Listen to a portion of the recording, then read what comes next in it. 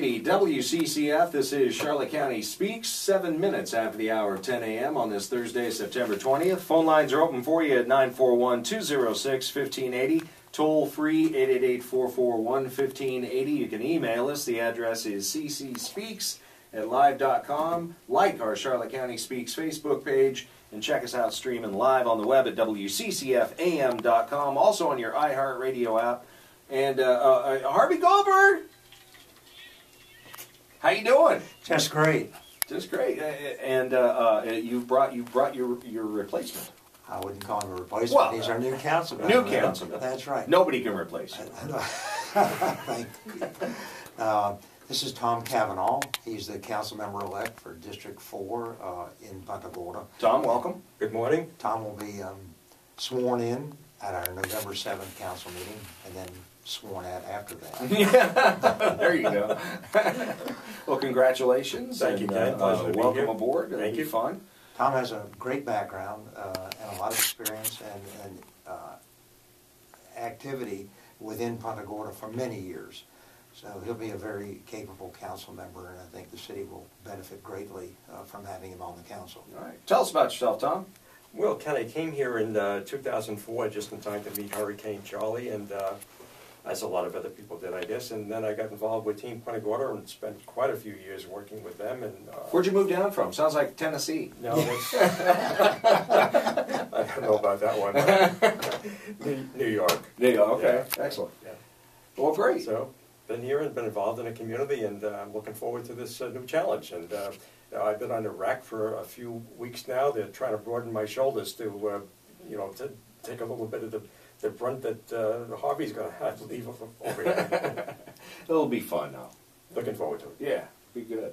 So, understand it was kind of a lively city council meeting the other day. We had our final budget hearing for the 2013 fiscal year, the fiscal budget, and that was at 5:01 by state statute, at 5:01 yesterday afternoon. It's a very spirited group of people, standing room only.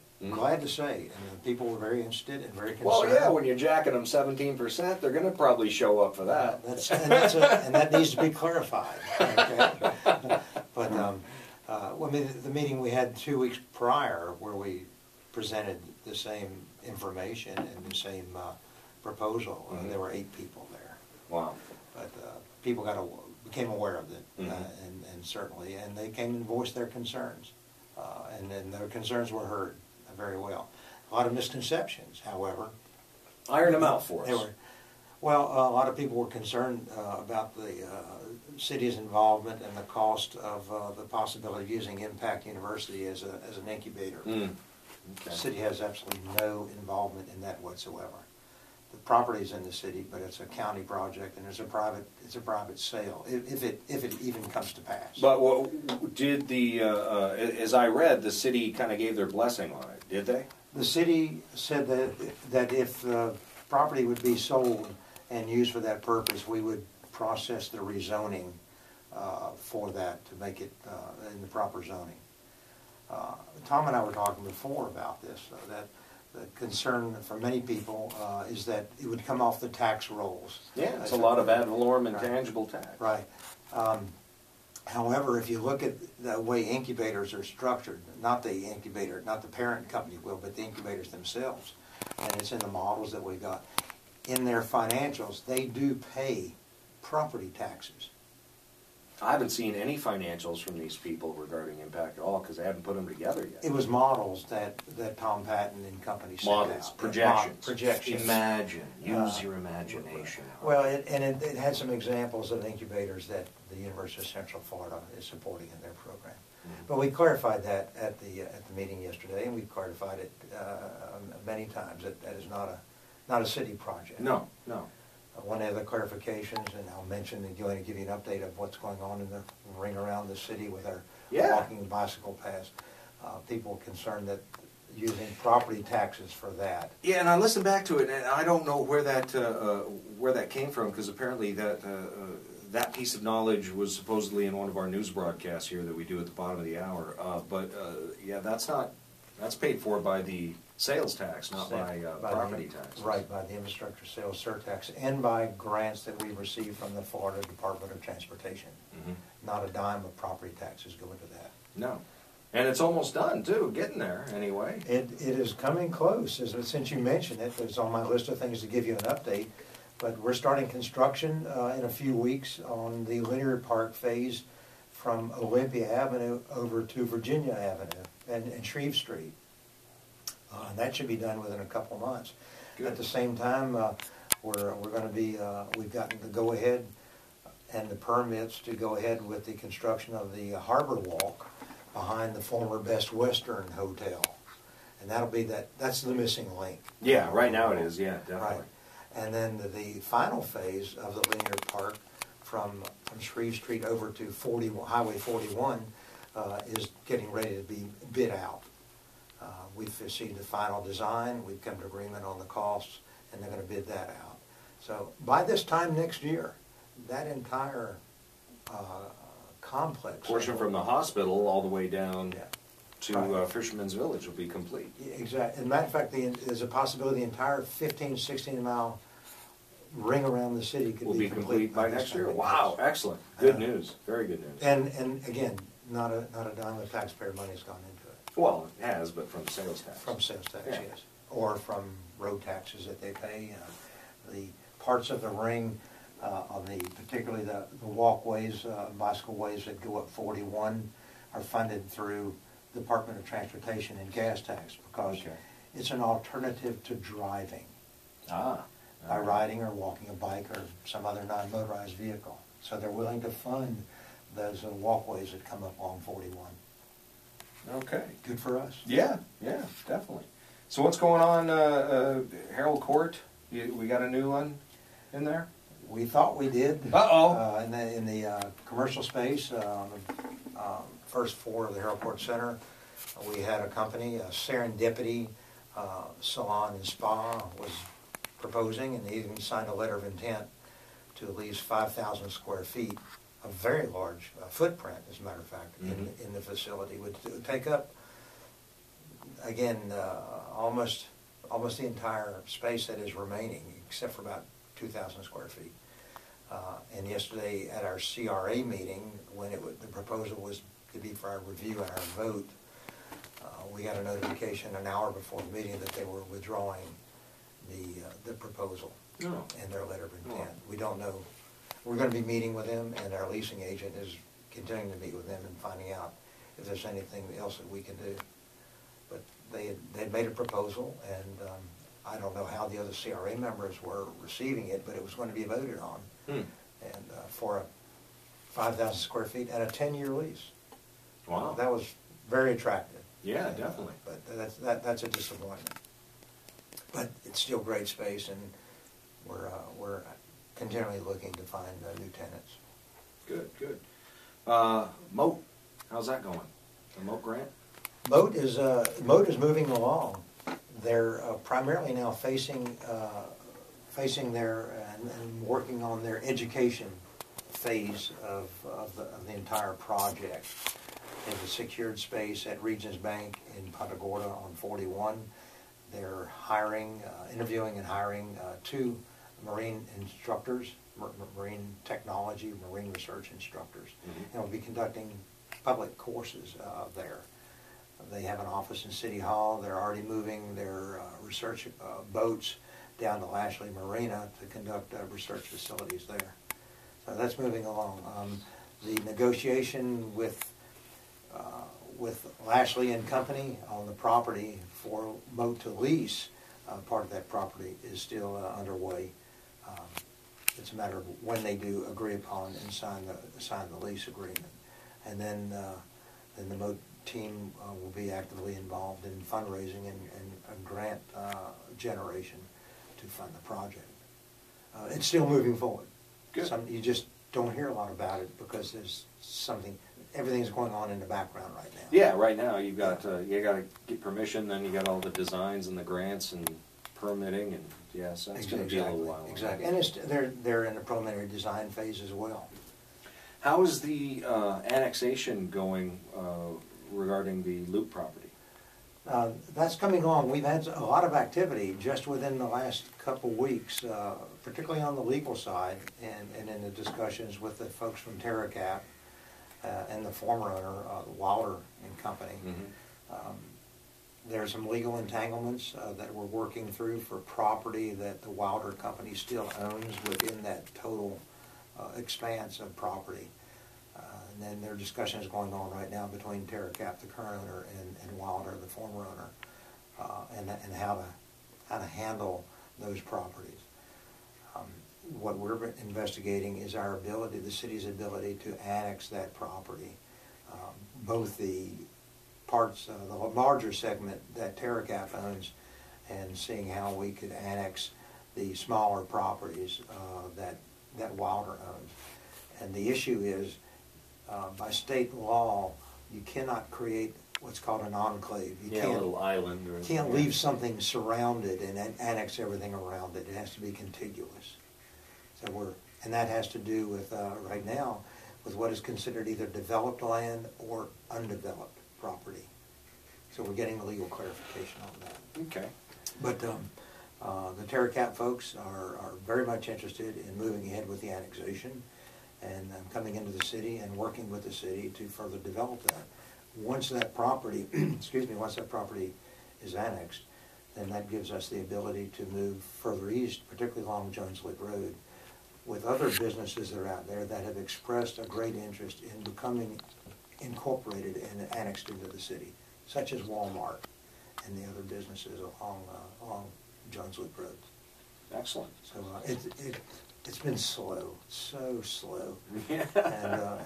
And people are reluctant to make, right now in this economy, to make Sure. any major decisions like that. But we sit down with each business owner and go through the pluses and minuses in writing and showing them the benefits and particularly the cost and value benefits of being incorporated within the city.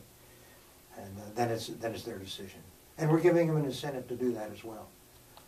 So hopefully if we can get over this hurdle with that former loop property, this will open the door for further expansion. And business expansion is great for the city because of what it does to our tax base. Yeah. Because of the value of the property. Yeah, definitely. And that should help us, particularly as hopefully this economy is turning around, and we hopefully will not be faced with the challenges that we have in the budgets for the future. And going back to your first question about the millage rate. Again, millage rate increase of 18%. It is not an across the board. Property tax increase. But you understand the perception that people have. Absolutely. And the biggest challenge is to clarify that perception. Because we've investigated, we've gotten, in this last couple of weeks, we've gotten dozens and dozens and dozens of emails from people complaining, no millage rate, don't increase my taxes 18%. And when in fact you go on the property appraiser's database and you look at the particular property, and that's public information, you find out that many of the properties, their taxes are going down, and for next year. And if you go back in history and you look for last 6, 7, or 8 years, the changes in their property taxes, and this is not all of them, but this is a significant percentage. The property taxes have increased $30, $40, $50 over the last 6, 8 years. I wish my homeowner's insurance would not have increased any more than really? that period of time. Or Wouldn't that be nice? Or my flood insurance. Yeah, exactly. But we are, and I mean this, we are absolutely sensitive to the concerns of people and what's going on with the economy. And we're just we're between a rock and a hard place right now. It's a matter of implementing this millage rate increase or eliminating city services. And that's the choice we have to face right now. It's a tough choice and a tough challenge. We have agonized over this for 9 months. From the period of time between 2000 and 2007, the millage rate has been maintained or reduced by 20% over that period of time. But now since 2008, and when property values are going down, and that's the only way that segment of the budget with property taxes can support city services. Property values go down, it's elastic. Millage rates have a tendency to go up. Yep. Bal Harbor, how's that looking? It's looking very good. You done yet? It's done. It's done. That was included in our 2012 road repaving project. Another project that road repaving that is included in that millage rate increase. We've got about 6 miles of city roads and streets that's in the program for 2013. Some of them, since our fiscal year actually begins on October 1st, we're just making preparations for some additional major roadways and streets that are in dire need of resurfacing. We're getting ready to start that program now, particularly since that was approved in the budget hearing yesterday. Any roads in particular, off the top of your head? We're downtown. We're resurfacing a couple of the major cross streets, like Nesbitt Street downtown. Okay, yeah, that needs it. And that's a heavily traveled street. It is. That's being done for several city blocks. In the Particle Isle section, last year we did the Turtle Dove Street, which runs throughout that section. Right now we're starting on the Whippoorwill, which is another major roadway, a one-way in and one-way out of that section. Yeah. Parts of Olympia Avenue downtown will be redone, as well as Marion Avenue, going from downtown out to Shreve Street. That will be resurfaced, and that's in that program. It's being funded partially through property taxes, and also through the gasoline tax that we get back from the state. The portion that we get back from the small portion. I know. We're a donor county. I know. Yeah, never get back what we put in. That's not even approaching. Sounds like my savings account. Hi, caller. You're on the air. Morning.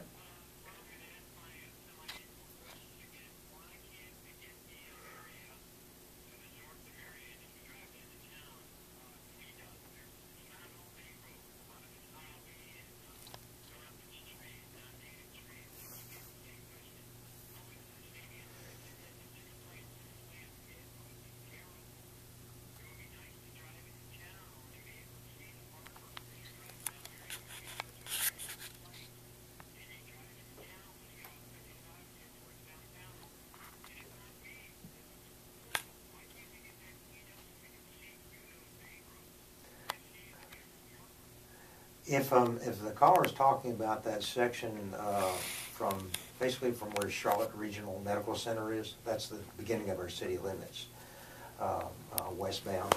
That's where that eastern phase of the Harbor Walk is, and it's a beautiful section. And we do have piers and docks that go out, and walking piers and docks go out, and people to view the harbor. The Environmental Protection, the State Department of Environmental Protection Agency, as well as the Army Corps of Engineers, do not permit us to cut down the mangroves.